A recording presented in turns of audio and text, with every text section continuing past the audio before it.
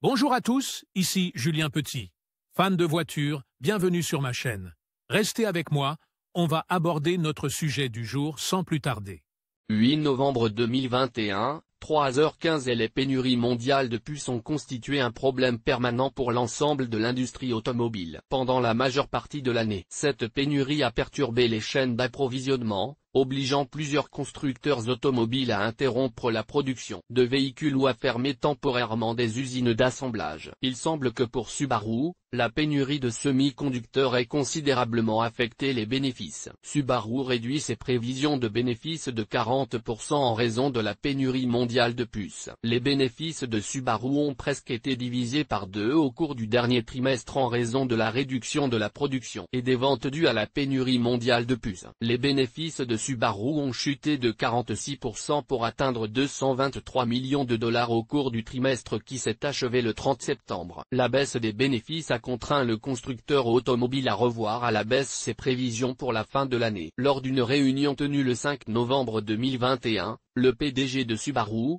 Tomomi Nakamura, a déclaré que le constructeur automobile était touché par la hausse des coûts des matières premières et la réduction du volume de production due aux perturbations de la chaîne d'approvisionnement. La production de Subaru a chuté de 40% pour atteindre 158 000 véhicules sur la période juillet-septembre. Au cours de la même période l'année dernière, Subaru a produit 262 000 voitures en pleine pandémie de coronavirus Covid-19. Les raisons de la baisse de production de Subaru. Les ventes mondiales de Subaru ont chuté de 13% au cours de la même période. Le constructeur japonais s'attend désormais à vendre 830 000 véhicules d'ici la fin de son exercice fiscal, qui s'achève le 31 mars 2022. Cela représente une baisse de 3,4% par rapport à l'année précédente. La baisse de la production est probablement due au fait que Subaru a dû fermer des usines en raison de pénuries dans la chaîne d'approvisionnement. Des changements importants devront être apportés à la chaîne d'approvisionnement si Subaru veut récupérer ses pertes de profit et de production. Les experts ont émis l'hypothèse que la pénurie de puces aurait eu un impact plus important sur Stellantis que la pandémie de coronavirus.